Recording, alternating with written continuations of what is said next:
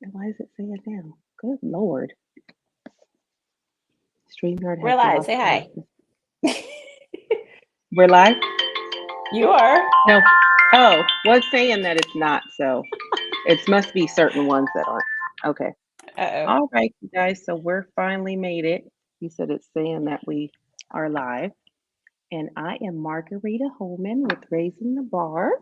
And we're going to talk today about to honor or ignore when it comes to Mother's Day and Father's Day. And if you want to go ahead and introduce yourself. For sure. Hey, hey. Super excited to be here. My name is Uwem. You can call me Coach Uwem. I am the lead coach of All Made Well Recovery. I particularly work with pastors and individuals who want to use their story to disrupt church culture, shake things up a bit, but also to be the kind of disruptors that Jesus was. I am super excited to be here, Margarita. It was amazing to finally meet you, but also to have a moment for us to connect.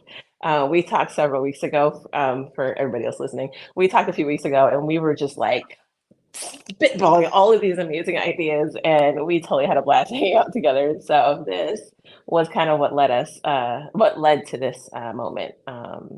We have both experienced loss. And so looking at Mother's Day, looking at Father's Day was like, we've got some complicated emotions sitting in this. And so we wanted to take a moment to just talk with you about it. Yes, we were originally going to do it before Mother's Day, but our conversation was so close to Mother's Day. And then we realized that Father's Day was coming up. And so those same triggers, depending on if you've lost both one parent, or what exactly has happened, might come up. And so we, definitely wanted to talk about this. I had actually posted something on my page and talking about how we have to remember to check in on our friends and our family and people, because I think what happens when people lose people is most people just go on. It's not their Mhm. loss. Yeah, okay, I feel bad for you right now today because there's a funeral and we're talking about it and we're posting about it and we're showing our remorse. But at the end of the day, you know, that, like with my mother, that was my mother for 40 years. Mhm. That wasn't your mother for 40 years. Maybe you knew her so at a point you're going to go on with life, and we all will, and that's what should happen. But we might forget, especially for me, I'm fortunate that I have my husband and I have several older kids. But what about the people that don't have that support? And when those things Mhm. come up, they're just stuck in those moments. And so my whole thing was I just wanted people to remember to check on their people, Mhm. because so many people right now, we noticed more during COVID because we stopped in what was going on with COVID. We were more on social media and engaged in the platforms, but so many people are still passing away from depression and different things. And those are things that sometimes, and of course, I'm not in no therapist, so let me make that disclaimer. I'm not even a coach, but I'm a person that's gone through these things. And like I said, I'm very fortunate that I have a good support group. So when I get in those little moments and they kind of notice, like, oh, well, let's take mom out for Mother's Day. Because for me, Mother's Day was about my mother. It wasn't really about me. Even when I became a mom, I still thought of my mother, just like Father's Day. Yeah, my kids think about my husband. I do think about him, but that was my dad's day way before it was my husband's day. Mhm. And so, anyways, that's why I wanted to get in this conversation. And like you said, we really got into it, and it was pretty awesome. We have a couple people joining us. You do? Yeah, I Yeah. wanted to. I just tapped on the comments. I'm like, oh, we can see comments in here. Oh, yeah. I'm about to add them in, and then I'll let you check in. So let's add. We have Dottie. Did you add Dottie? Uh, oh, we have new guests too. Okay, Yeah, cool. that's what I was talking about. Hi, Yeah, Robin. How you doing? I'm just trying to keep up here. Okay, so no, I was looking in the comments. I see Jaleesa out there. Hello. Super Hi. glad that you were able to join us today. And Dottie and Robin, we have not yet met. So go ahead and introduce yourself and let us know who you are. And what I don't know. You met What's up? Robin. She's the co-host of Raising the Bar, but introduce yourself. Oh, okay. Sorry. Didn't realize that. It's okay. Hi, I'm Robin Spence, and yeah, I am a real estate agent and a mother, and glad to be able to join you ladies today. Very cool. All right. Dottie, are you able to pop off your mic? Sweet. Yes. Hello. Hi, my name is Dottie. I am Robin's sister, and I'm a truck driver. Very interested in what you ladies have to say today. I am a person who is I'm actual widow. I lost my husband. It's been 5 years in June. But yeah, the pain is real. So Yeah. even to this day. So I Oh, appreciate you well, guys having such a forum. It's wonderful. thank I you for appreciate your joining us. transparency. Thanks for being here. All right. So, just to give some, thank you guys both. Thank you, Robin, for inviting Dottie. Thank you, Robin. I know you were busy today for joining. I didn't know if you were going to see my text about I hate changing the time, but life happens. And so I didn't know if you were going to see it. So I appreciate you joining us because there's so many perspectives. I think I spoke to you about it last night. Like, okay, yes, I've lost both my parents, so I totally understand. But I've also known people that have lost their children. Or, like my daughter said, for Mother's Day, people were telling her Happy Mother's Day. She has no kids. And if that was something she really longed for, how would that affect her? Mhm. And then you have people, for me, I have two brothers in prison. If those would have been my mom's only kids, and I'm sure even I've talked to her when, before she passed, that made her feel some type of way that she had those two kids that weren't able to acknowledge her, or maybe made her feel slighted, or like she didn't do certain things as a mother. So it's just so many areas we can go. But right now, I guess we can just start with our experiences. I didn't know if you want to share some of yours, Coach. Yeah. Yep, for sure. So just a little bit of background on me. I am married. I've got 4 kids, and I guess my experience with Mother's Day was literally split right in half, because my mom passed away when I was 26, and it was 11 months before my first son was born. And so for me, it was Mother's Day was her day, and then my mom was gone, and Mother's Day was about me. And so it was this very very stark contrast between those that almost kind of like before motherhood, I don't know, like a BC AD kind of thing. Because for that year when I was pregnant with my son, I poured into him throughout pregnancy and throughout, his first year. And during those years, I didn't really pay a whole lot of attention to how I was feeling about losing my mom because now I have a baby and now I'm going to focus on my baby because this is a feeling and a thought that felt a lot better. On the flip side, with Father's Day, my father is still alive. We've never been close though. And so there has always been tension within our relationship.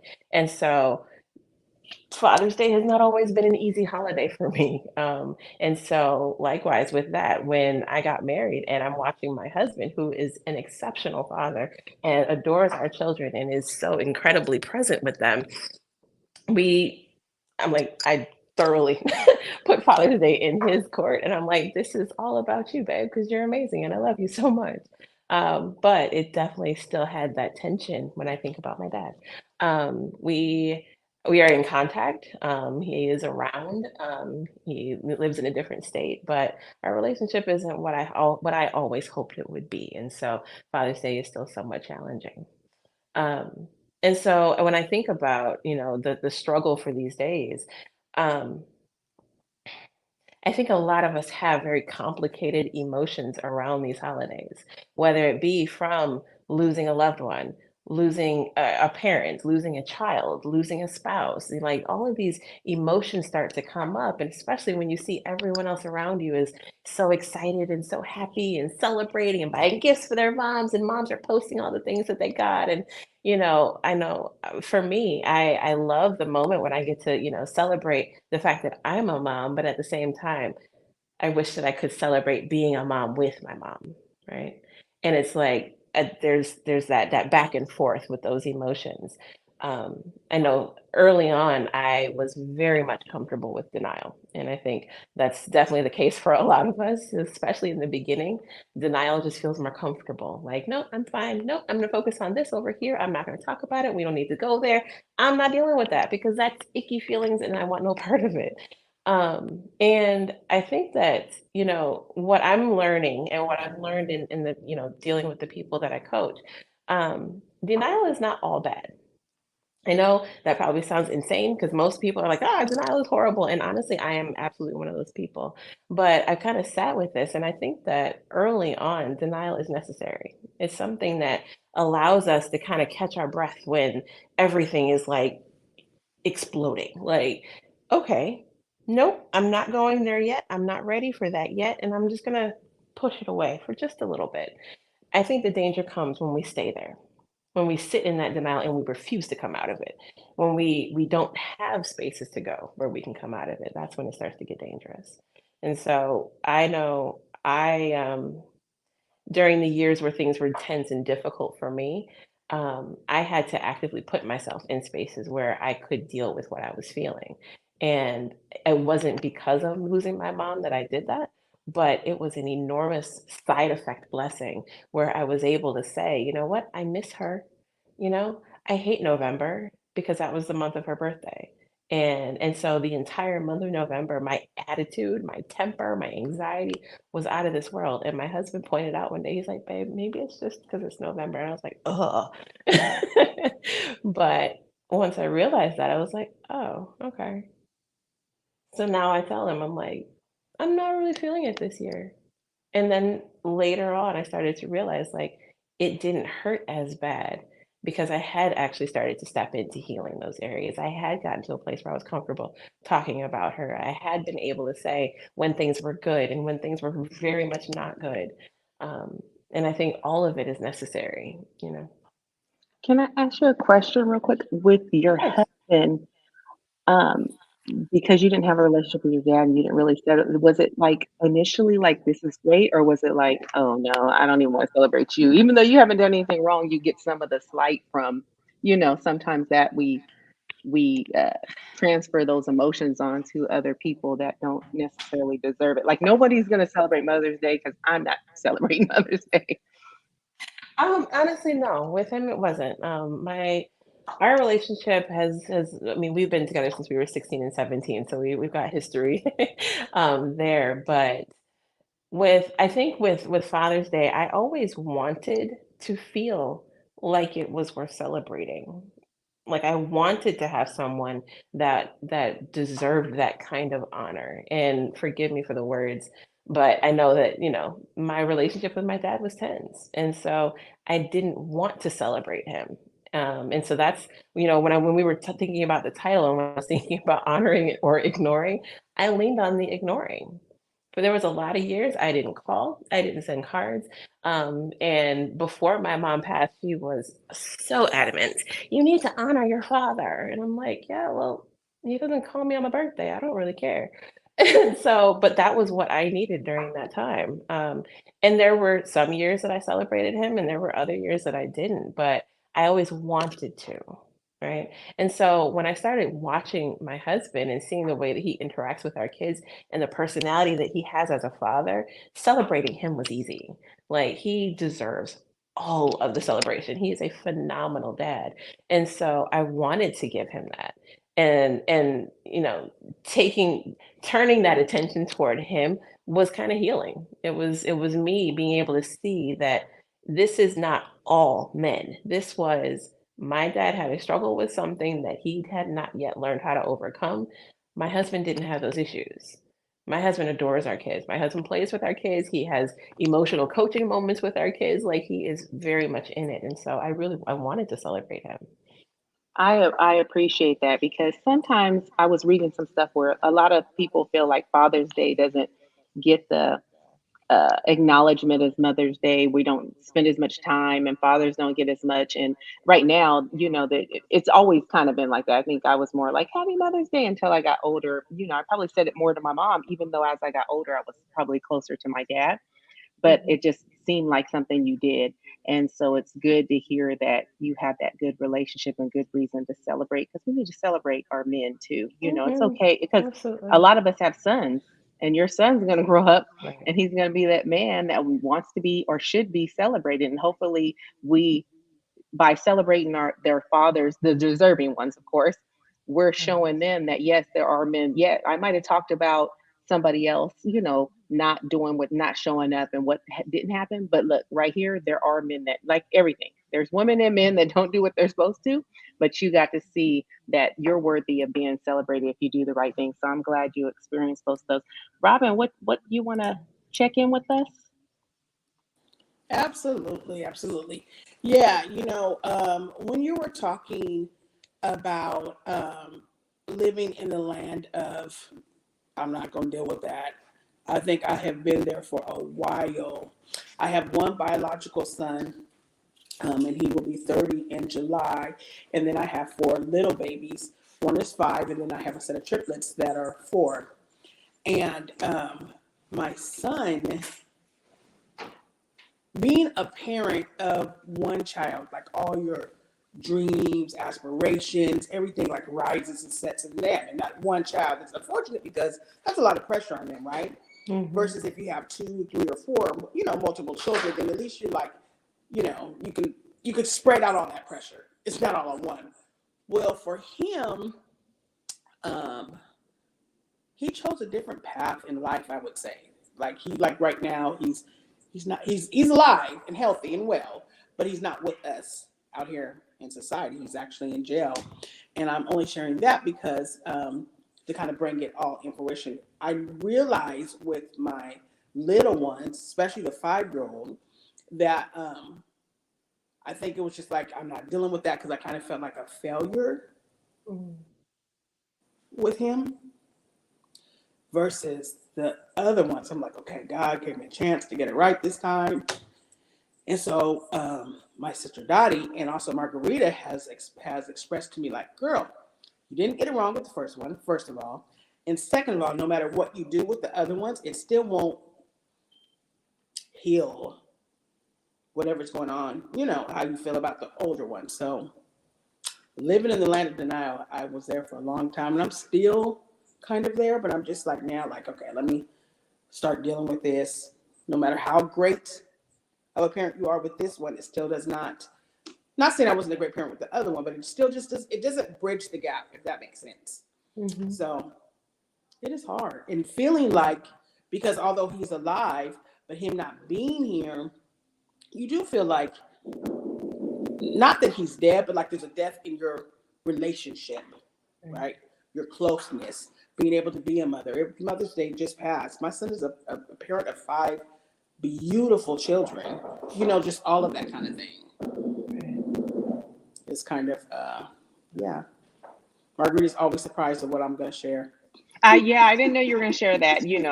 We had talked about that circumstance, but We did. I tell people to share what they feel comfortable. I would never tell your business, but I appreciate you sharing that because other people are feeling that. Like, and then they're probably ashamed because they haven't actually lost them, but they've lost. It's like when my mom had dementia for 5 years, I didn't feel like I had a mom, Mm-hmm. So Mm-hmm. I did have a mom though. So I wouldn't tell that to somebody who actually lost their mom, but I had lost her as far as Who you understanding and knew. being there and support. And so Mm-hmm. it's the same thing when you lose a child to prison. And especially like you said, you only have one. So what happened if he, or jail or wherever, I'm sorry if I misspoke. When you lose somebody like that, you don't get those, he can't take you out to dinner. So then, and then with social media, it makes us all see things probably in a manner that we wouldn't have paid attention to before. It's like, Mm-hmm. oh, everybody else, well, darn, what I mean? And Right. even though it's not really, we're still human. Like people say, well, you shouldn't be jealous, you shouldn't be, like, we're still human. We still see, you still Mm-hmm. see that somebody else is able to celebrate in a manner that you kind of would like to. And that's why when I shared that post on Mother's Day about check on your friends, is you just need to check on your friends. There's so many different ones, and there's so many affected. If you're really a friend, we should. And I'm talking to myself because a lot of times when I talk about stuff, I'm speaking 100% to myself. Right. So I'm not the person that has somebody in the audience in mind. I'm speaking to myself. I should check on my friends, and now going forward, I know I should check on Robin just a little bit closer on those days because even though she has other kids, there's still that little, like you said, gap right there, or that little thought that might come by, and that little thought that might cross your mind, and you don't want to get caught up in it. That's why we check on people. You don't want to get caught up. It's human, but you don't want to, like you said, stay there. You don't want to stay there. I think we should all have thoughts. You said also about denial. I had denial when my mom first passed. I didn't really deal with it because she did have the dementia for 5 years. So I thought it was going to be so much easier when I lost her. And, I didn't think it would be as hard as it was. But then you still have those ideas and those thoughts. And when she was here, I could still look at her and say Happy Mother's Day, even though she didn't always know what was going on. She was like, she was in and out of how much of her was here, basically. Mm-hmm. And so, but I still had that, and I did the denial thing, and I think that worked. My dad died 2 years later, and my dad, I definitely had to deal with differently because he was unexpected, and we were so close. So it just, was like boom, And so yeah, I appreciate you sharing that different aspect, Robin, and you as far as even speaking about your dad, because everybody's not willing to come on. And at the end of the day, our goal is, I'm sure with your coaching, with our raising the bar, is Mhm. just to help other people know they're not alone. Like you're not the only Right, one in this situation. We're just not right, all talking about it. We're not all right, open to share it. right. 100%. I think that's why Yeah, like this gives people the opportunity to talk and to just kind of hmm, say what's on their mind and how they feel and where their heart is, because you just don't know. Like you said, you see everybody on Instagram. We're Instagram ready, right? We're not getting on there unless we're ready, and so everything yep, looks perfect. Like, oh my gosh, look at Robin. She has the kids. They're out here. They're doing this. They're doing that. But they don't know, how you still have a ache in your heart for your other child because right, they're not there too. right. When I was like brainstorming and thinking about, going live about this, I was when I first stepped into like the recovery space, I learned this idea that I thought was really impactful. It was talking about like emotional pain versus physical pain. And typically people can say, well, this physical pain is painful, right? I stubbed my toe, I burned my finger, like it's painful, right? But we separate that from emotional and mental pain, right? Our bodies don't know the difference. Like when we experience trauma of any kind, it tells us the same thing, the same message. And so when you see like a couple years ago, I had this really bad burn on my hand, right? And every single time I went toward anything that was even remotely warm, my hand would start throbbing, right? And what did I do? I recoiled away from the thing that was triggering the pain, and I went to go do something else. We had a lot of salads and fruit that week. Like, I wanted nothing to do with cooking. Why? Because I was triggered by the physical pain by being around anything warm, right? And so the same is true when we experience emotional things. Like, our heart doesn't know the difference. Our heart is like, "Oh, this hurts, and I don't like pain, and I want no parts of it." And so when we have an emotional pain that is tied to a parent or a spouse or a child or anything surrounding Mother's Day and Father's Day, what are we gonna do? Recoil.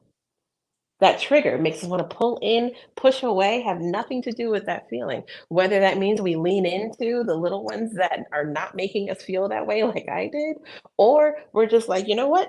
The holiday doesn't even exist. I'm going to take myself out for lunch because I don't really care about anybody. Like whatever that recoil response is for you, it's natural and it's normal and it's reasonable. And again, I'm not an advocate for staying in denial, but I really, honestly, very passionately want all of us to just be compassionate with ourselves and say, you know what? It hurt. It hurt. And it hurts still. And it's hard still. And I'm frustrated and I don't like this or whatever those emotions are and say, you know what? It's reasonable. It's reasonable for me to feel this way. I'm not wrong for feeling this thing. A lot of times in what I do, I come across people that are so resistant to feeling that they can't even say I'm having a rough day. They can't even say this situation makes me angry. They can't even say I hate Mother's Day, even though I have children who celebrate me because of that loss over there. They can't say that because it feels like it's wrong to feel that. And it's not. It's normal. It's natural. It's completely reasonable. And so I encourage, my clients like get a journal and write it down. And if you're really courageous, just say it out loud. Like, I think it was probably Mother's Day. I wanna say maybe 2 years ago, I was in a good place, like, I had done a lot of internal work, and I was in a really good place, but I was talking with my kids, and my kids, they're incredibly emotionally aware, thanks to having 2 parents who talk about their feelings all the time. But they asked me, they're like, "How do you feel on Mother's Day since your mom isn't here?" And I was like, I really appreciate you asking that because I adore the fact that I get to celebrate with you. I adore the fact that I get to experience motherhood in this way, but it does make me miss her. it does make me think about her. It does make me a little sad that she's not here to see you playing the piano and running laps around our house. Like, those things are difficult, but I needed to be able to say that and know that it's okay to have both sides. It's okay to feel good and bad at the same time. It's a complicated thing to look into our own hearts, and it's okay to have both. You're absolutely right. How about Dottie? Dottie, do you want to say anything? Do you have any comments? Okay, well, I'm gonna flash my face so I can say hello to you lovely ladies. Okay. I do apologize, but I'm a truck driver and my day did not end until about 7 or 8 o'clock this morning, Oh, and I'm goodness. in Ohio. Wow. So I'm laying down being a little lazy, so that's why I was kind of like covering up my face. But Oh, that's Girl, that's fine. We not understand. lazy. That's You're not supposed to be in lazy at bed. all. What else Yes. are you supposed to be doing right now? yeah, so first off, let me thank you ladies for offering this forum once again. It's very wonderful to be able to talk to people about loss, and I talk with my sister quite often, and I express to her like I feel like I'm just I'm in limbo. Yeah, like I said, my husband passed away in June of 2018, and honestly, because of my relationship with my father and with my mother, my mom is gone and my grandmother is gone. I was raised by my grandmother. My mother and father were young parents, but kind of not really there. I don't know how to, I don't want to go into all of that, but it didn't take away the fact that, yeah, that's still my mom. I loved her 100%. And I always tell people there's nothing I wouldn't do to have my mama come back and cuss me out one good time, nothing I wouldn't do, in spite of the fact that, Mhm. she wasn't the, you know, quote unquote optimal parent. But if you look in the Bible says honor thy parents no matter what. Doesn't say honor them if they're good to you. Doesn't say honor them if they're the best parents in the world. It doesn't say honor Mhm. them, it just says honor them no matter what. And currently Robin and I are going through a special sort of situation because our dad is ill. He's still alive. He's still on this plane. Wasn't always there, but like again, it doesn't take away the need to love him, to support him, to to be everything that a child should be to a parent. Um, and I just wish more men. I know you guys mentioned earlier that those who deserve it, but I wish more men would be open to this type of situation, and even where Robin's son is concerned, to understand how their actions affect those that are their children and not just their children. Because when they are incarcerated, when they are not there physically, just to lend a helping hand to there's a loss. You experience a loss. And it's almost just like yeah, they are gone. You know. So I don't want to get too deep because, like I said, the whole thing with my husband still is so raw. And my sister is such a wonderful person. I appreciate her for checking in. And Margareta, what you did say is that we do need to check in on one another a lot more Mhm. often. People that are dear to you, let them know because tomorrow Mhm. is not promised. It is not promised. They can be here today and gone tomorrow. My husband wasn't sick or anything. He suffered with high blood pressure from the age of 7. From Louisiana, old country boy, and everything they did was boudin and sausage and and everything. So, but his situation was more of a hereditary situation. They've not yet figured out Mhm. how to handle blood pressure on a hereditary situation. It's just a trial and error. And people need to realize doctors are only practicing. They are Mhm. only practicing. And he ended up with a bleed on his brain, and we literally had just been at the Mhm. casino hours before. He was laughing and talking, having a good time, no experience, no type of pain, and then all of a sudden he's gone. So I appreciate you guys once again. I won't keep going on, but God bless you for all. I really appreciate being included in this, Robin, and thank you so much. I really I, appreciate you sharing that with us. me That was too. I'm So grateful for you Yeah. sharing that uh, raw reminder to all of us, because I know it's raw for you, and it's something that, even though we're talking about the Mother's Day and Father's Day, even like with the high blood pressure and us taking care of ourselves, and just that's another thing, we like to ignore stuff. We like to be like, oh, I'll put that off till this week, next month, next year, and then something happens Mhm. and it affects all of us. So I'm truly grateful that you chimed in with that. Mhm. So I know like we talk a lot about checking on each other, and I definitely think that's necessary. I am My friends know that I'm one of those people who will like anytime someone pops up in my brain, I assume that it's God giving me a download to go and check on somebody. So I will send a message to her, be like, hey, I don't know what's going on with you, but I'm thinking about you. Hi. And I do that because I want people to know that I'm here, but also I want them to know that they're being thought of. Are you familiar with the five love languages? I know most people are. So I love the concept of the five love languages. But I've decided that I need to add one because mine was a little bit complicated. I'm somewhere between uh, quality time and gifts, right? And so my husband knows like either one of those completely speaks to my heart. But it wasn't necessarily about the gift or the time, it's about the thoughtfulness of it. And so I read somewhere that thoughtfulness is like the sixth one that kind of like umbrellas, a couple of them, because most of us want to know that we are seen, understood, and thought of, that we matter to somebody, even when we're not physically there. Um, it's like my husband, there was this one time I was pregnant, I think, with our third son, and he was working second shift. And so he came home one night at like 11:30 at night, and he had gotten vegan ice cream and grape soda. And it was like, I don't, he literally could have bought me a doggone diamond bracelet and it would have felt the same to me in that moment, because for that moment it was like he was thinking about me.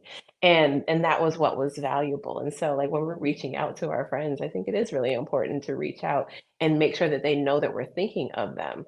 Um, but along with that, we also need to make sure that we are positioning ourselves in order to get the kind of help and support and, cushioning that we need.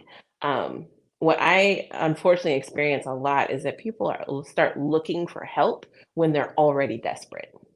And that is the worst time to try to find a community and feel comfortable letting your guards down. Like and this is why I love raising the bar, because that is exactly what it is. It's creating that community where you can say, you know what, I'm feeling this. I heard this speaker at the event. I can go talk to this person, like developing those relationships so that you can go there whenever you need to. And this is part of what I do with, my program and doing support groups. Because if we are already in position, if we're already connected to people who are emotionally woke, like they're able to handle emotions, they're able to let you feel without saying, oh, no, no, no, no, no, no, no, no, no, don't cry, don't cry, don't cry. No, no, no. The Lord has everything under control. Like those kind of things that shut down emotions, like those are not the people that are going to be the best support for you when you're struggling. Getting in community with people who are able to just sit with you, who are able to let you cry if you want to cry, who are able to bring a meal over and wash your dishes because you just want to sit on the couch. Like when you have that level of community around you, you don't have to stuff those emotions indefinitely. You can let those things out. You can say, you know what? I appreciate you washing dishes. Do you mind coming to sit with me for a second? And then just sit there. Mhm. Sometimes you might want to say something. Sometimes you might want to say absolutely nothing. But like when you have community that is okay with that, you can do the things that you need. Mhm. So I wanted to throw that in because I feel like, I'm one that is constantly reaching out to people. But I also know when I'm reaching out to somebody who's not willing to let me be there for them, there's nothing I can do. And I think that a lot of times when we love big and we love hard and we're trying to be there for all the people that we care about, we forget that we can't control it. Mhm. Like, I can be here for you all day long, but if you don't want anyone there for you, there's nothing that we can There's do. And so, nothing we as can do. individuals, we have to be willing to be open to someone loving us in that way. I 100% agree. We do have to be open. We have to get it beforehand. I think I'm a person who reaches out, so I'll send people texts at 2 in the morning. Some of my cousins and different people, and Mhm. I'll just say, just checking on you. Just because they'll come across my mind, and I really am just checking on them because I'm a person who sometimes a lot of times we do what we would want to receive, and Yep. so I don't like when people just call me when they need something. You can ask me for anything. And if I got it, it's yours. But if I feel a pattern of you only calling me when you need something, it just stirs up some negativity in me because I don't feel appreciated, Mhm. right? And so I try to show people, listen, I'm really thinking about you. I don't need anything from you. And it's probably because I would like to be Right. received that same way. And so I definitely get you on. I am a believer in checking in. Daddy, I'll be checking on you now, and you don't even know me because I'm so grateful for you sharing that. I'm somebody who truly empathizes with you because I've been married a long time and I just couldn't I know that it's a difficult thing. So I'm just so grateful. I didn't even know what to say at first because I was like, oh my goodness, just so many kind of things came in my head thinking relating, you think about yourself and you know it's real. And that's why I like to have these conversations. Like you said, with raising the bar, we started it so people can see, like I said, this person has gone to that and they've overcame it or they're still Right. working on it. They're still on their journey, in their story. They're still working through it, but they are going through it. They're open, as you said. They're open. And so I appreciate you because, I came on here to talk about my stuff and you made me think, wow, I have a little high blood pressure. I need to go check on myself, check on my husband, and like, because you just don't know. And so I am truly grateful for you sharing with us. I know sometimes people don't know the smallest thing could be the biggest thing and make the biggest change in somebody's life. And so maybe you came on here for yourself, but you are helping us and whoever else that we might not never know watched it and they decide to make that call to the doctor today or they feel differently about whatever they're going through because you were able to come on here and be vulnerable. So I appreciate you so much. Well, yeah, definitely. I appreciate you for saying that. Of course, you brought tears to my eyes, but yeah, as far as our health is concerned, gosh, you just you cannot play with it. You can't play with it. Blood pressure issues are hereditary in most Black families, and it is considered a silent killer. I literally was in the truck with my husband. He was in the top bunk. I was in the bottom bunk, and I don't know what it was. I don't know if it was the divine God or whatever it was, but he told me to get up. I got up, and my husband was literally suffering from a bleed in his brain, and he never knew. Mhm. He never knew. I went to wake him up, and he was like, "Oh, yeah, I'm just being a little lazy, kind of sluggish, or what have you." And next thing you know, 3 days later, they're saying that he's brain dead. So our health is 100%. And I'm even after going through all of that, I am the worst person to go to the doctor. My sister's always complaining about, you need to go to the doctor, you need to do this, you need to do that. I'm mostly afraid I don't want them to say something that's, yeah,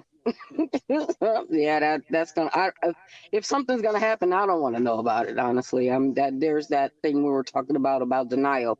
If it's gonna happen, just let it happen. As far as my health is concerned, or my life or my mortality is concerned, that part I would, I don't want to be, because I currently got a friend that I know is, they've given her a date and a time, and I'm like, Mhm. gosh, what do you say to that person?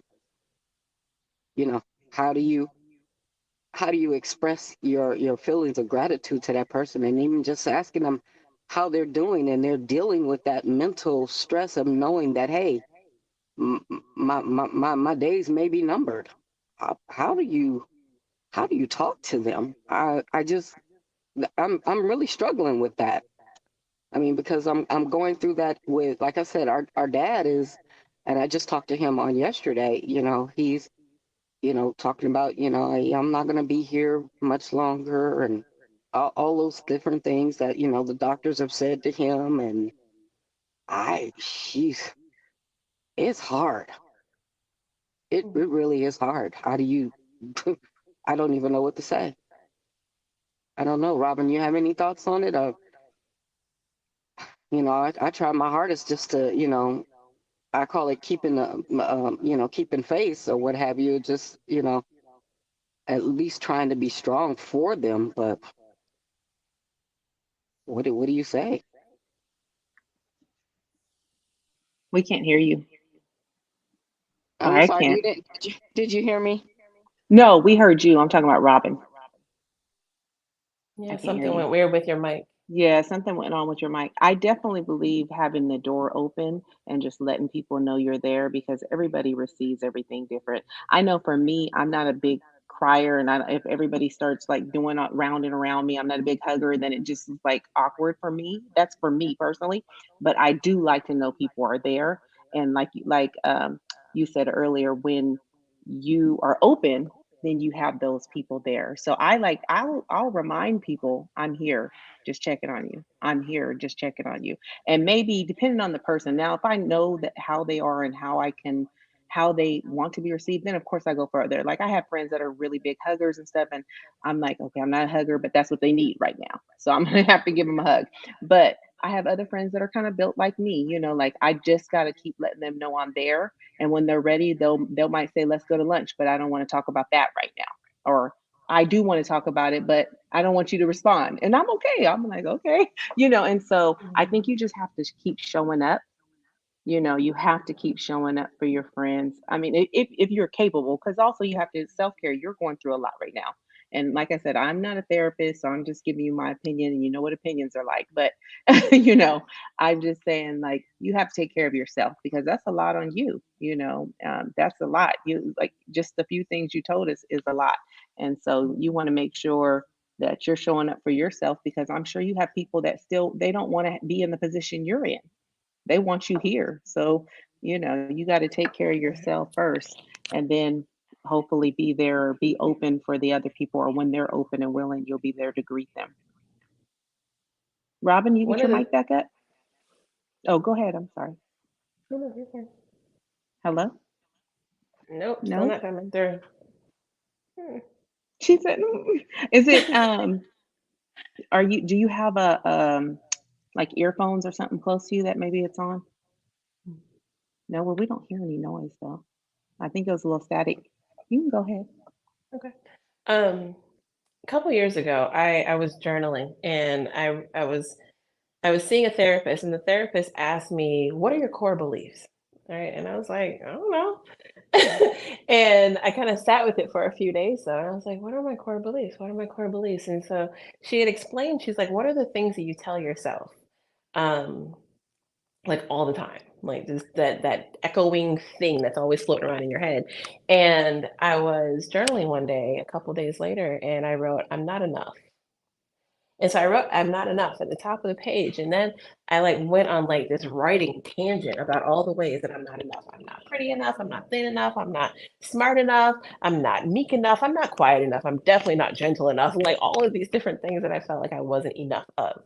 And as I'm like word vomiting all over my journal, I had like my next God download. And it was like, I wasn't made to be enough. Hmm, I'm not enough because I wasn't supposed to be enough. That's not my job. And the load that that lifted off of me, like I can't even really honestly put it into words because for so long, literally my entire life, I felt like it was on me. I thought it was my job to convince my mother to stop smoking. I thought it was my job to teach her how to eat healthy. I harassed that woman to death about smoking, about drink your soy milk because it'll help you after your hysterectomy. Like I tried to make her vegan. Like I did everything. I even got my degrees in exercise science and nutrition specifically so that I would know everything that she needed to do because I felt like it was my responsibility to make her do what she was supposed to do in order for her to not die. That was a huge load to put on a 10 through 26-year-old girl. Huge load. And so when God taught me, you were never built for that.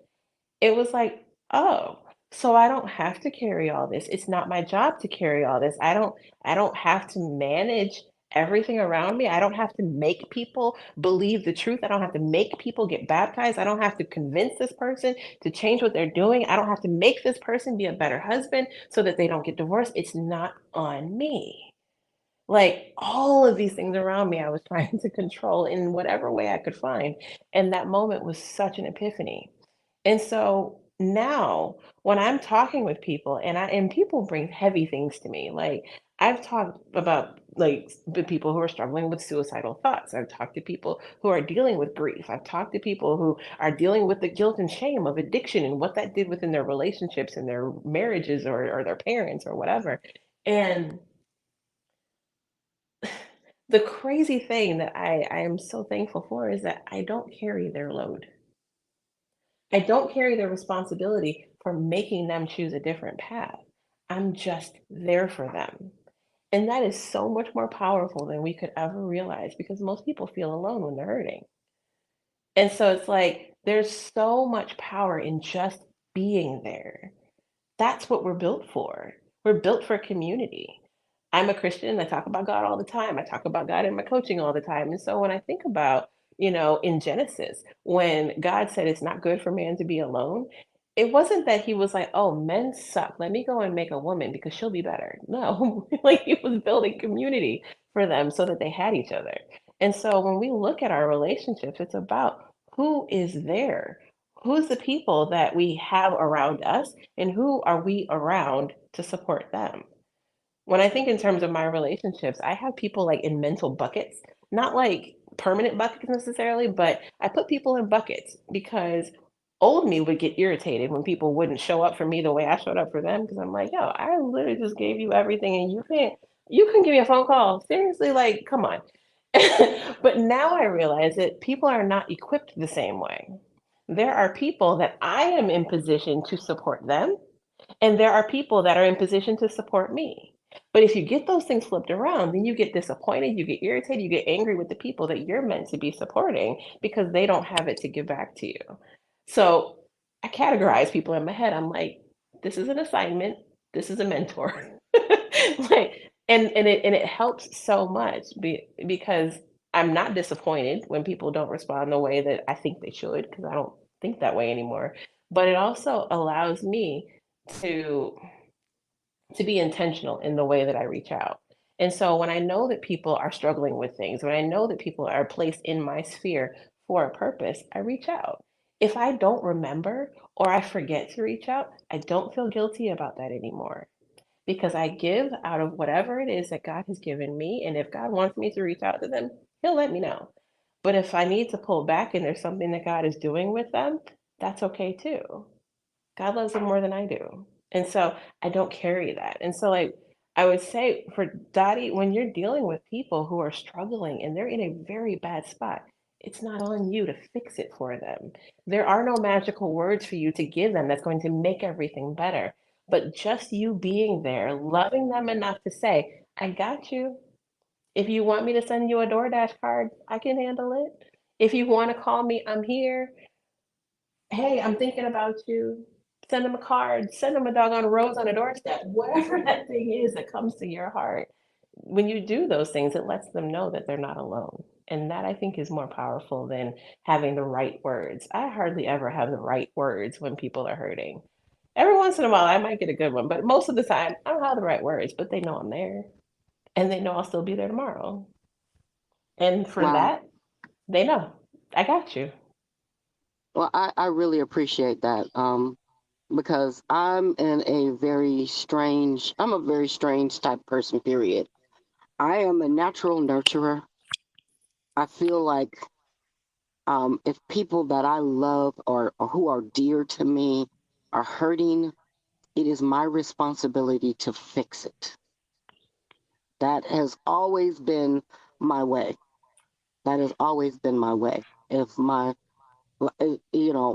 sister needs something, she shouldn't have to need for it, and I know what her need is, and I have the ability to help solve some of the problem, then I feel like I have to solve it. I mean, it's like it will nag me to the end of the earth. Where my children are concerned, the exact same thing. And in the midst midst of all of that, it's so wonderful that you would say that, because in the midst of me being that type of person, the neglect is I'm neglecting me. I always neglect myself. I'm out here on this truck. I don't want to be on the truck. Oh, we lost her. She'll probably be back. But it's so crazy. She was saying, here comes Robin's coming back. I think a lot of us do that. We neglect Mhm. ourselves in the process of trying to, like you said, I think learning not to carry that weight of anything. I mean, I think is just, we just lost Dottie in the middle of some good conversation. Thank you, Robin. Robin, can we hear you now? Can you hear me? Yes, we can work. Okay. We just lost her, but she was talking about carrying all that weight Hmm. even going back to Mother's and Father's Day and all that kind of stuff, we're Hmm. carrying weight from something that we can't really change, or we're ignoring it. Like you said, Hmm. I think a lot of us And ignore stuff. Landry. I think a lot of us, especially if we're givers, or like you talked about the love language, I think I'm a giver, so it's natural for me to give. But I don't really have a lot of expectations. But I'm, like I said, I'm still human. So when you've done 12,000 things for somebody and you haven't got a hey, how are you doing? It does. Mhm. It's kind of stings. And so I do the same thing as you. I put people in box. Okay, this person is not equipped that way. They're probably never gonna give that back to me. So instead of me getting riled up and getting my feelings hurt, I just know that, and I definitely don't expect. And then when they do something, I'm like, oh, I'm quite surprised. Thank you. I can Right. enjoy it more, because otherwise you would get hurt and hurt and hurt Right. over and over and over again. And so I appreciate all the things, and it's the same thing with my mother. I took care of my mother for I think 4 years, and then last year I had to put her in a home, which was hard for me, but Mhm. I should have did it a year before I did it, because I was tired, I was gaining weight, I was neglecting myself. I had 4 kids in high school. It was hard on them. She had, like I said, she had dementia, and people didn't understand. Like, she was eating candles, and so it was unsafe. Wow. And that's why I had to put her in it. Like, we couldn't lock things up enough. She couldn't remember that she had ate. And so it created a problem because she wasn't gaining weight. So imagine you don't know her and she's telling you, I haven't ate anything yet. She's had 5 burgers today. And, if Mhm. not to mention, she didn't put her hand in a candle that she probably thought was candy or something, because it's colorful. And Right. so I'm removing all these things. And I had to say, I can no longer do this. I had to say, this is not safe for her and it's unhealthy for me. I also had to say, I can't be mad at anybody else that isn't helping me, because although I would help anybody, if you know me and you're taking care of somebody, I probably ask you if you need a break or need help, because I've been there. Mhm. But I can't expect that from people that didn't sign up for it. I can't expect Right. all of my family members to jump in if that isn't what they wanted to do, and I can't be mad about it. So I also had to come to terms with that, so that I could not be upset with anybody. Otherwise, I'd sit the whole day and be like, this person should have been over here. This person, if we all did Hmm. it together, it would be so much less. But they didn't choose to bring her to their house. They didn't. That's not how they Mhm. were built. And then you got to remember, on top of Right. that, my brothers were in prison, so they're no help, And so I did have an aunt that is my aunt is really close to me, and she helped, but she was also taking care of my grandma at the time, and my other aunt. And so, you can't take on everything. And I was doing the same thing. And I didn't realize that at the time, because when it comes to your parents or somebody you're close to, and even though I went before my mom, I had lived in Georgia for 10 years, so we weren't quite as close, but she was still my mother. And I felt like an obligation, like, this is what you do for your mother. I Hmm. don't Mhm. understand how anybody else sees this isn't what you do. This is what you do. This is my mother. And, but I put that burden on my family. I put that burden on myself. And I'm not just talking about her, I'm talking about everything that came with it emotionally. And Hmm. I didn't know how. I'm not a person that gives up. I'm a person, if I do something, I'm there 100%. And I don't know what would happen if I would have kept her, if it wouldn't have gotten unsafe. I don't know what would have happened. Like, because I was tired. I was running a business. It was just so much going on. So I just, you saying about the weight, her saying about the help, so many things have been said that are so relatable. And we just got to check on each other. We Hmm. just Right. got to check on each other. Robin, what you got to say? Because we got disconnected. I don't want to take over Oh, no, before no, we. no. So I just want to piggyback kind of off of what you were just saying. It's important. We have to check on each other, and being there for somebody is just doing what you can do, right? Right. So you don't have to show up in the same way, maybe I would show up or Dottie or you would show up. You just show up, do what you could do, because the little many Right. hands make work light, right? And that doesn't always necessarily even mean physically, emotionally, spiritually. just Right. just like you said, just sit there, let a person talk, cry, sleep, whatever it is that they need to do. People don't realize just coming. I remember when I was really sick at one point. Like we didn't know what was wrong with me. Really, really, really sick. And everybody would ask me, did I need help? And of course I needed help, but I didn't know what I needed help with. Like even mentally, I just did not have it. And I remember my niece is actually on the line, or at least she was earlier. I'm not sure if she's still here, but my niece Jordan. And I remember her showing up, and my house was a mess because I'd been really, really sick. And there was no way I was going to invite you over to help me, right? To do anything. And I remember she like, showed up and was like, yeah, hello, and came in, and she just sat with me even for about 2 hours, and we just talked and laughed. And I remember literally like the next day I started getting better, because I Mm. needed that. I needed the especially because I'm a people person, and I need to be around other people and kind of feed off of that energy. And I need to get sun. I don't see how people stay in a dark house all the like. I can't do that. And so I needed somebody to show up, and I need somebody to push their way on in and just laugh and joke and just Mm. kind of be there. And yeah, so people don't know. They don't know. They think that they have to do some kind of grand thing, or come and cook dinner, or come watch people's kids. No, just show up and say like, "Girl, listen. I'm gonna sit here while you go take a shower. Go do that. Mm-hmm. Go on, go get it together, and because sometimes we just need that. We just need to be taken from where we're at, taken out of that box, because we'll put ourselves in that box. It's easy to get in, it's very hard to get out, right? Mm. So I think it's important. I think it's very important for us to check on one another, show up, do what you can. Just do what you can. If it's just a phone call, if it's coming over, some people like to bake. Bring it over.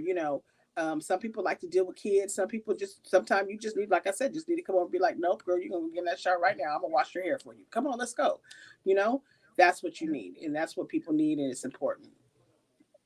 It I is want to important. say thoughtfulness. When you said all that, we just need more thoughtfulness. When we Hmm. talk about honor or ignore, we just got to be thoughtful of the people that haven't quite dealt with where they're at. And they might be in the middle, they might be honoring, they might be ignoring, but we need to be thoughtful of them and each Right. other.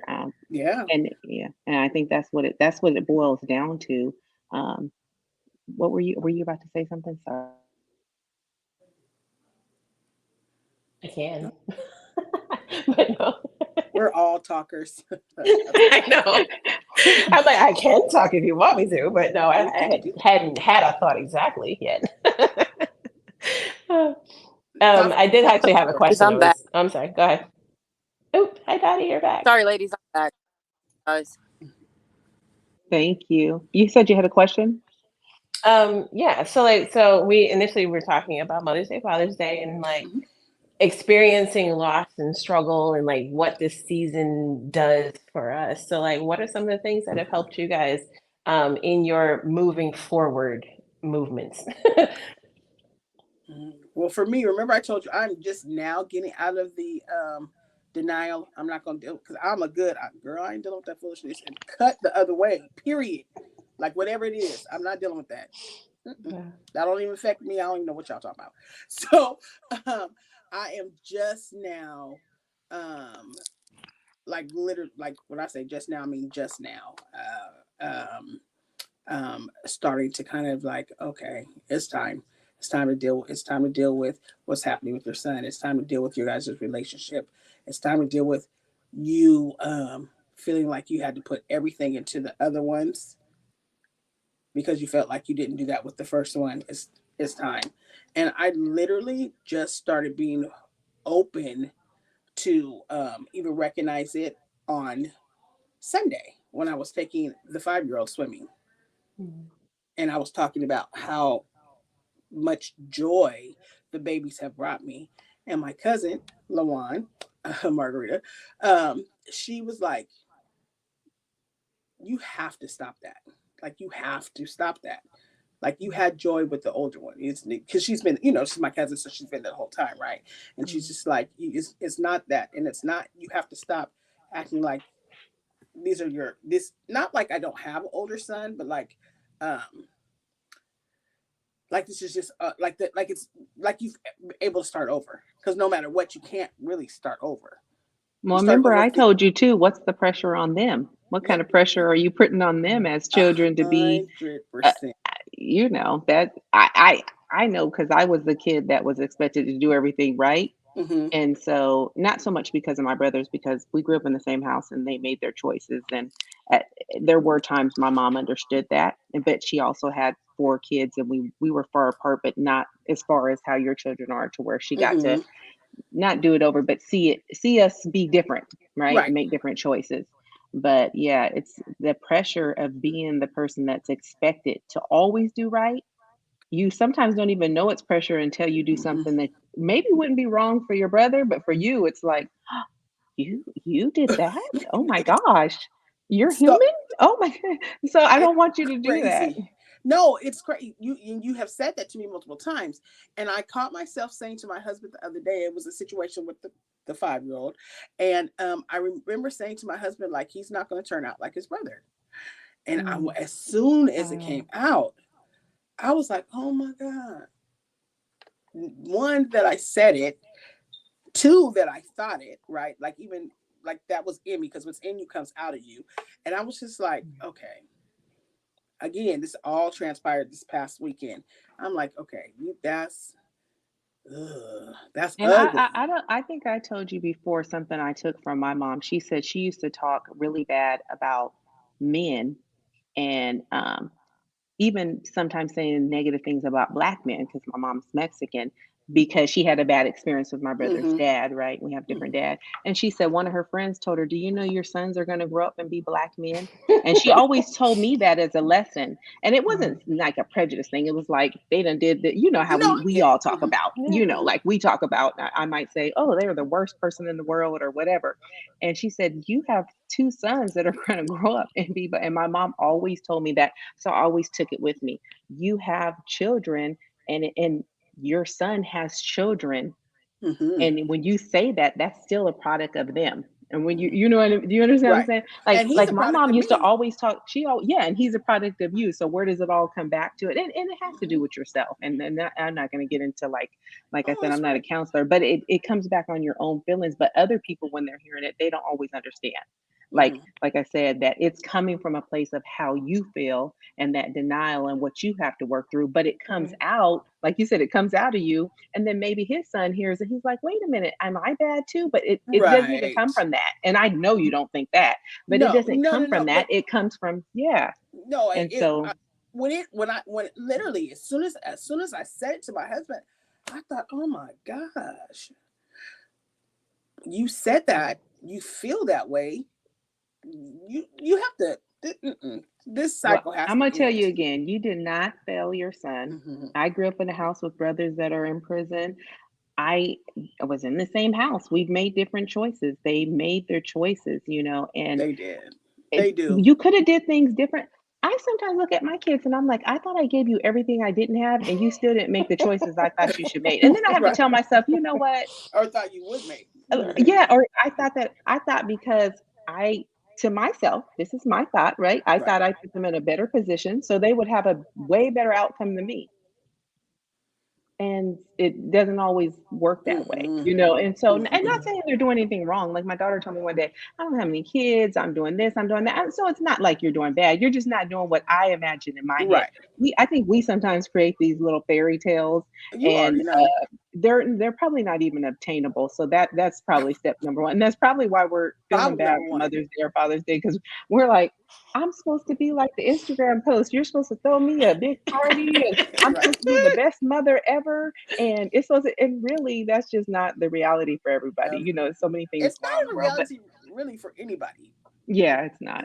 It's really we've all had our struggles in one way or another. So it's just, I think it's kind of just like being ready. You have to be ready to accept some things and to like deal with it. People who know me know, If I feel like it's foolishness, I will. I just that it's like literally not even my brain.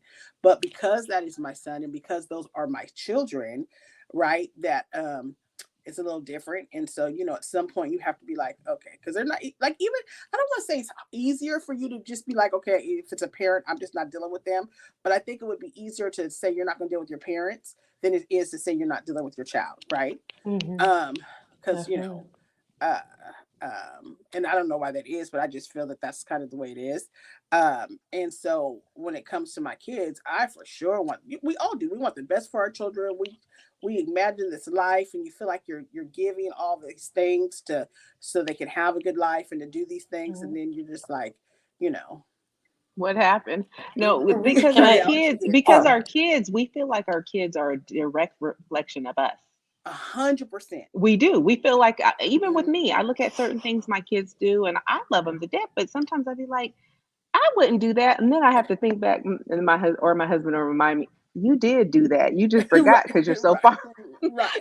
You We so did do far that. removed from that. You so Exactly. far removed from that, but Right. you must have forgot what you were doing, Hmm. or when, whatever it was, and good or Hmm. bad. And so we take that burden on. Back to what you're saying about taking stuff on. You're Hmm. taking on all that from your son. Oh, that I didn't do this right. I'm gonna try better. I'm gonna do this. And I also told you before too. Maybe he's exactly where he needs to be, and he'll come out, because I have some Right. friends, and I wish I would Praise have God. invited them.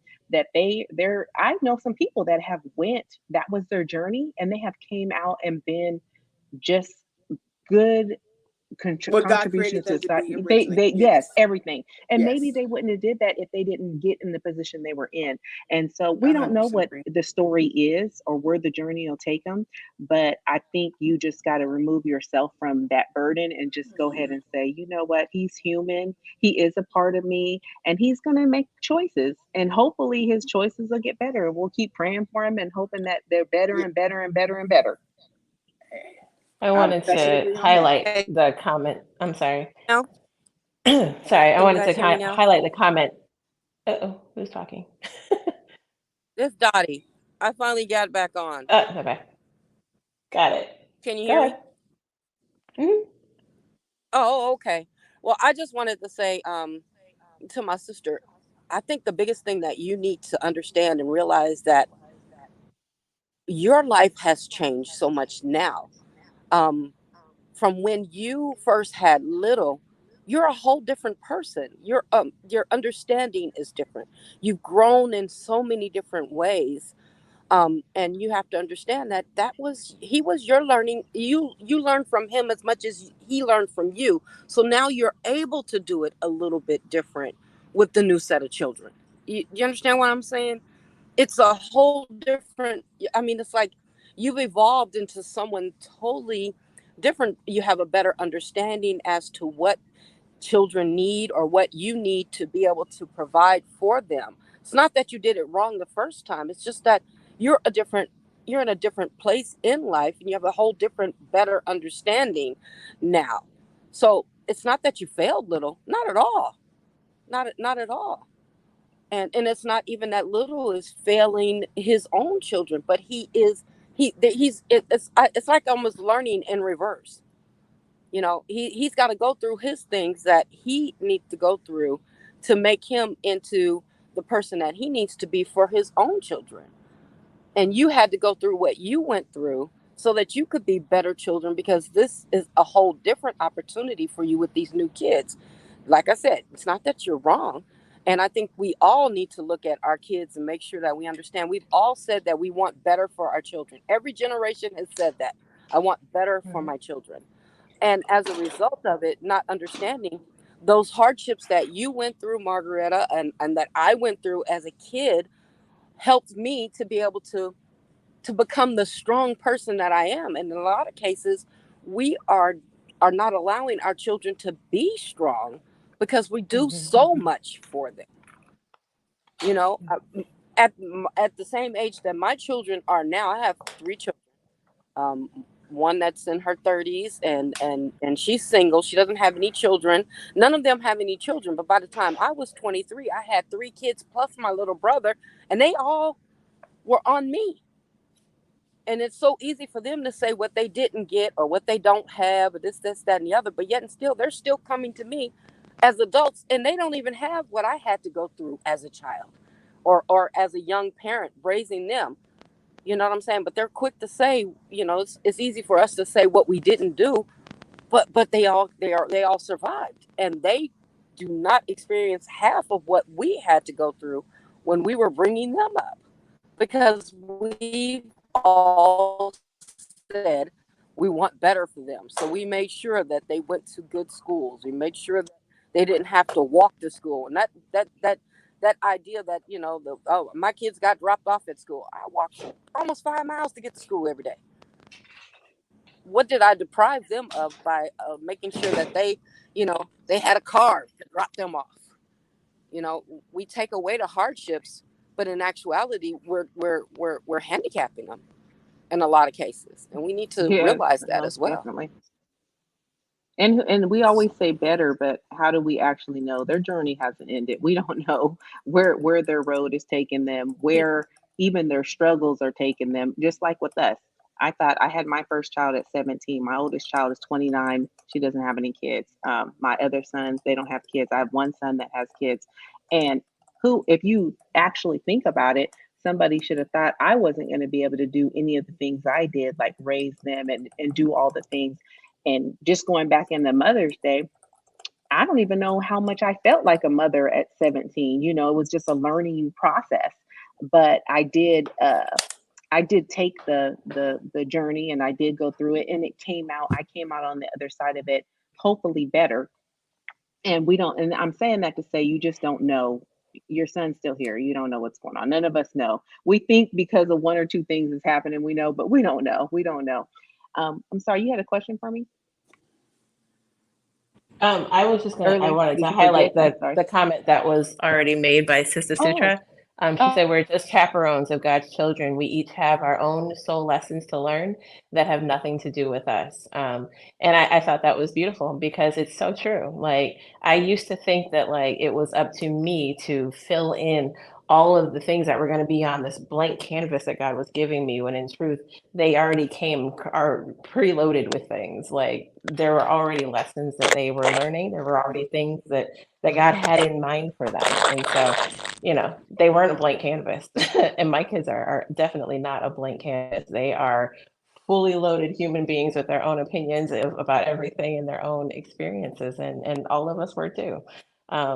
Motherhood is hard. It's so hard because we want the best for them.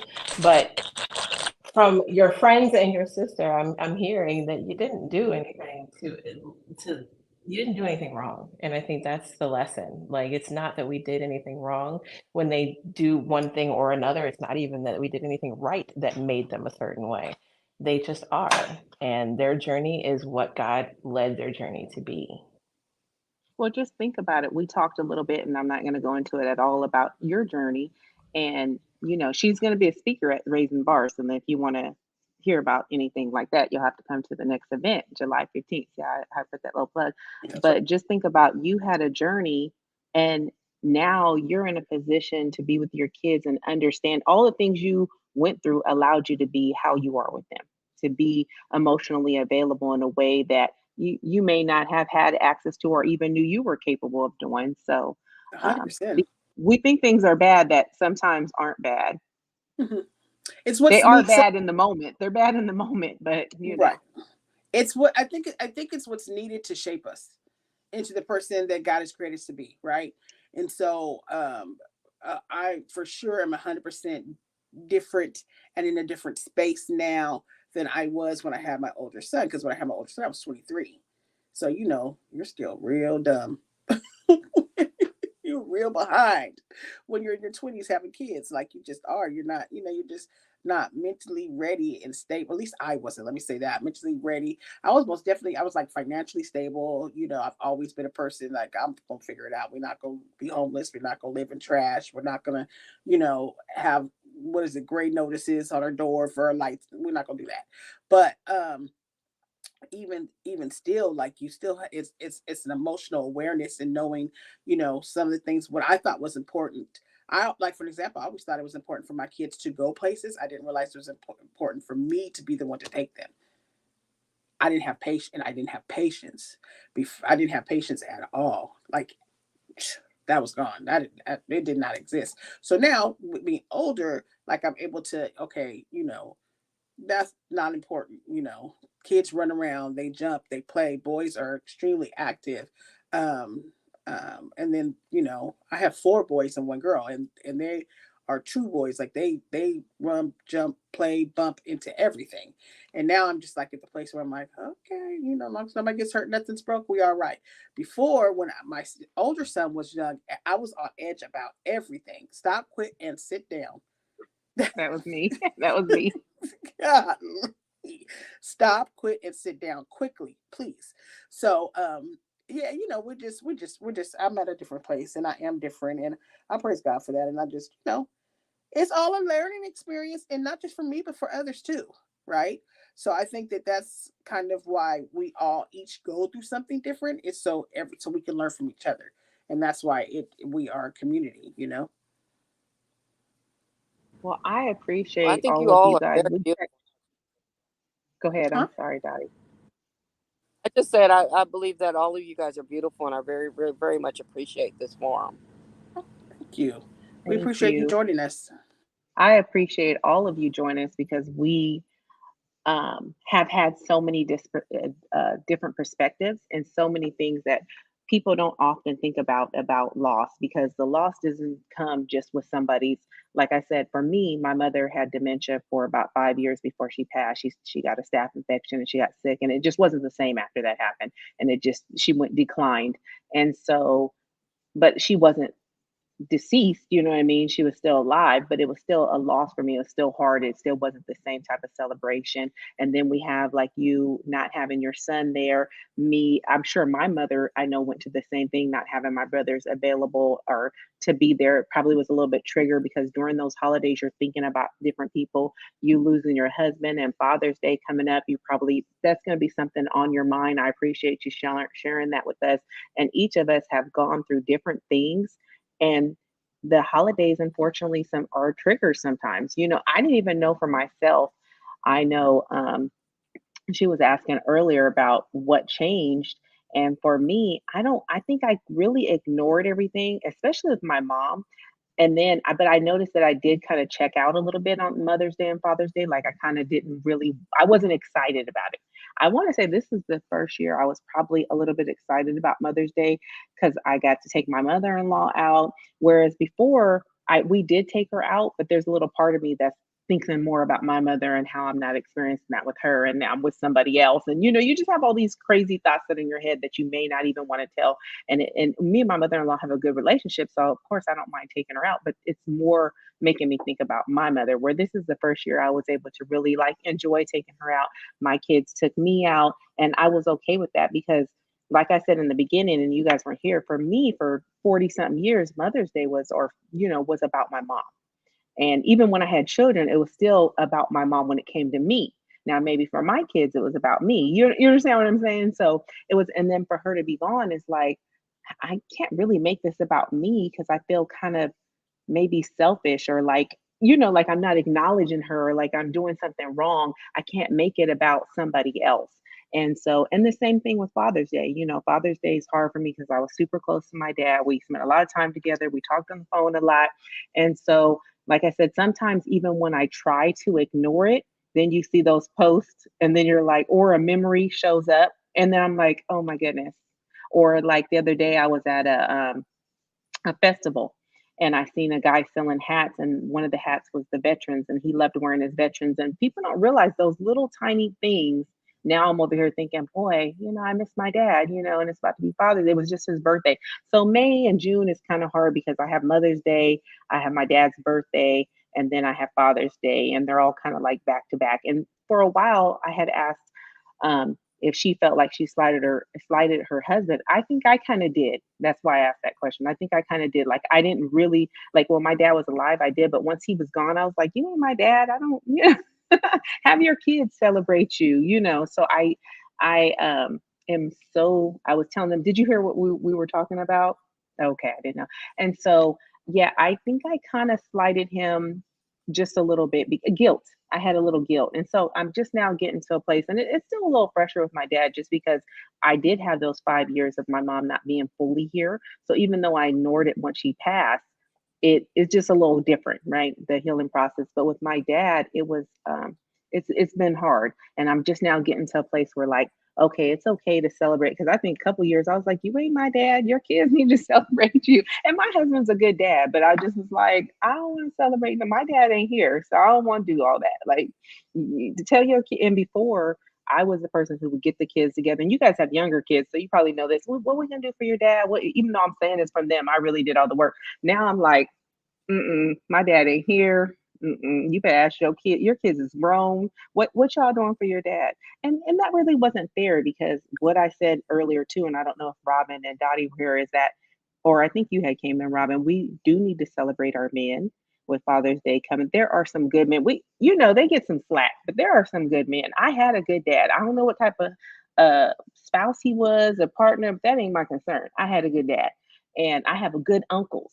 I have good uncles. I have good dad. I've had good men in my life. I hope I have good sons. My sons right now are doing good as parents, or my son is. My other sons are good men. They have the potential to be great men and in their relationships when they get there, when they have children. And I don't want to slight them. I don't want to slight them because of my guilt. I don't want to slight them because the world wants to give them a bad vibe. They are just important as we are as far as kids, because there's a lot of kids that don't have their fathers and that they need them. It's okay for them. Like, one thing I believe is a person could be a terrible uh, person, husband, spouse, partner, and be a good dad. My dad never married my mom. He never had any other children. I'm his only child. And I don't know, he had a couple girlfriends. He had some good relationships when he was older, but I was his girl. I could look at before he passed away, my baby, my baby. He was very proud of me. I love my baby. I love my baby. And so there are men that love. And like I said, I don't know how it would have been. He was with my mom for like 5 years. I don't know. I'm not gonna sit here and tell you he was the best person with her, but he was a good father. There are other good men, and I just want to make sure we acknowledge them and our mothers and our hurt and our pain and everything. And so that's why I wanted to get on here. So if anybody has anything else, speak now. Just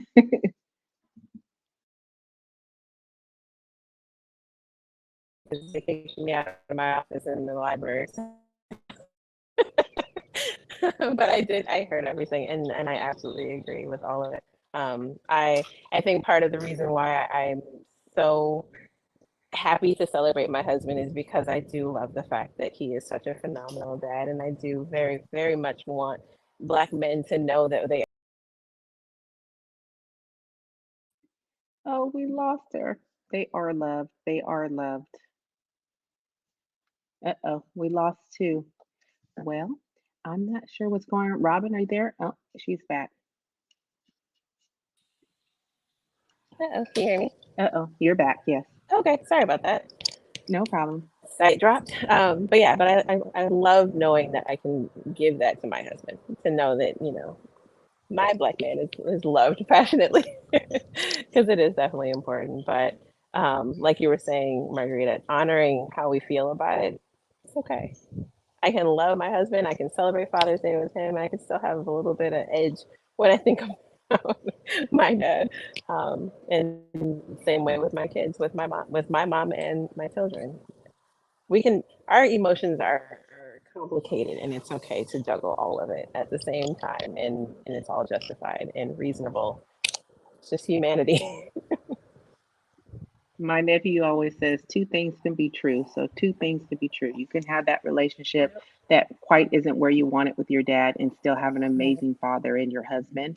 And right, I think for me, I was lucky to have both amazing men. It was just a little guilt, with mhm, celebrating once one passed.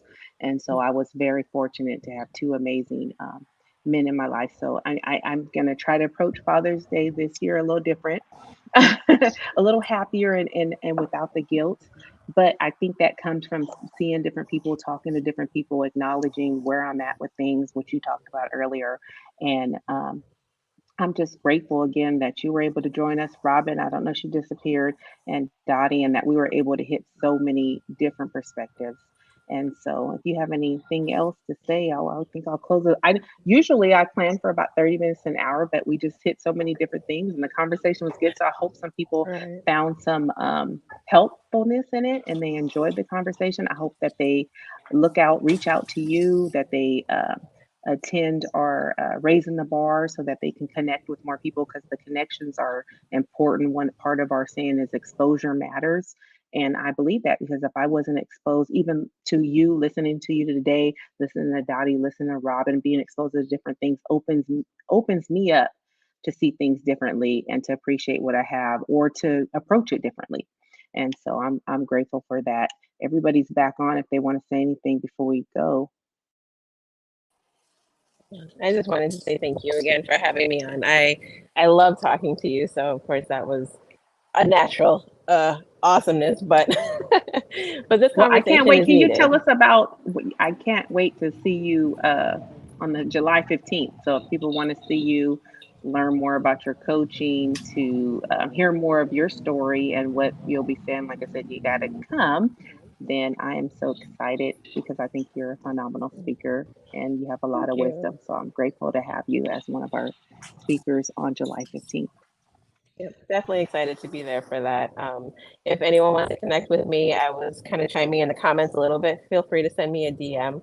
My website is coachum.com if you ever want to check that out and connect with me there. But other than that, I will definitely be at the event and I would love to meet all of you guys in person and everyone on the replay as well. Thank you. Dottie, did you have anything to say before we go? Ask you guys to please include me in when you have your forums or what have you. Please send me a link. I'm definitely very very inspired by your you beautiful ladies. And it's just wonderful just to know that there are people out there who just care, just to care. You know, it makes a difference. It makes a difference. So easy for us to latch on to the negative, but this is positive and I love it. God bless you both. God bless you all, especially my sister. But God bless you. Thank you. We appreciate you. I don't know if we lost Robin. Are you there? I think we lost Robin again, but She's we still at are. work. What happened? She's still at work, I believe. Oh, okay. Okay. Well, I appreciate all of you guys. I look forward to chiming in with the comments and stuff. I tried to look at them, but it was so much good conversation. Thank you for helping out with that. I appreciate it. And we will definitely let everybody know when we're having our next conversation. Thank you, guys. Bless you. Take care. All right. Bye bye.